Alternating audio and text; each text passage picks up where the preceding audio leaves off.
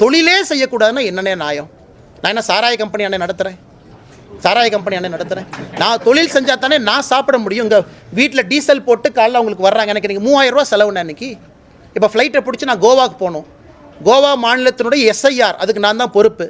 லக்ஷ்வதீப் மாநிலத்துக்கு நான் பொறுப்பு. கேரளா மாநிலத்துக்கு பொறுப்பு. லக்ஷ்வதீப்புக்கு போயிட்டு வந்தீங்கன்னா ஃப்ளைட் டிக்கெட் 60,000 ரூபா ஆகும். யார் எனக்கு கொடுப்பா? கட்சியிலேருந்து நான் வாங்க மாட்டேன். 1 ரூபா கூட கட்சியிலேருந்து வாங்கியது கிடையாது. இன்னைக்கு கோவாக்கு ஃப்ளைட் டிக்கெட் போட்டு போகிறேன். பணம் யார் கொடுப்பாங்கண்ணா?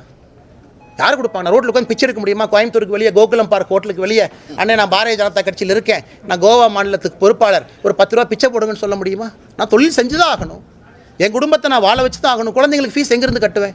நான் பாரதிய ஜனதா கட்சி தலைவராக இருக்கேன், 4 பேர் பணம் கொடுங்க அண்ணா. நீங்கள் புரிஞ்சுக்கண்ணா, இதெல்லாம் என்னுடைய அடிப்படை வேலை. கட்சியில் வேலை செய்தாலும் கூட இங்கே வந்திருக்கிற ஒருத்தருக்குமே விவசாயி அன்றைக்கி வந்திருக்கிறாங்க. மாதம் ஒரு நாளைக்கு 2000 ரூபா செலவாகும்ல. அதை போய் உங்கள் பாக்கெட்டில் பிடுங்கிறனா? தவறான நபர்கிட்ட கை நீட்டுறனா?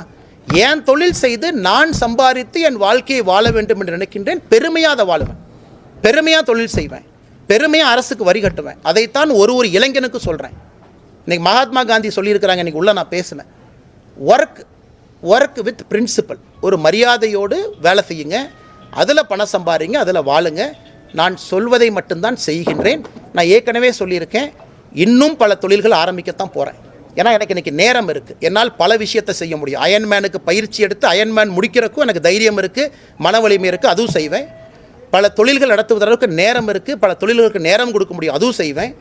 அரசியலும் செய்வேன், வீத லீடர்ஸ் ஃபவுண்டேஷனும் நடத்துவேன், இயற்கை விவசாயம் பார்ப்பேன். 24 மணி நேரத்தை கைக்கடிகாரத்தை கட்டிக்கொண்டு ஓடி வேலை செய்கின்றேன். நீங்களும் அதை செய்யுங்கன்னு சொல்கிறேன். சோம்பேறியாக வீட்டில் உட்காராதீங்க, பல இடத்துக்கு போங்க, பொருள் தேடுங்க, பல ஃபாரின் கண்ட்ரிக்கு போங்க, கற்றுக்குங்க, டெக்னிக் கற்றுக்குங்க, வந்து இந்தியாவில் இம்ப்ளிமெண்ட் பண்ணுங்க. அதனால் இதில் எங்கே தவறாகும்?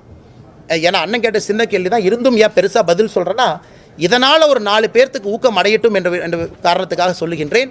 அதனால் நன்றாக வாழுங்கள், நிம்மதியாக வாழுங்கள், உங்களுடைய சொந்த காசில் வாழுங்க. தவறு செய்யும்போது சுட்டி காட்டுங்க. யார் வேணாலும் என்ன வேணாலும் சொல்லலாம்.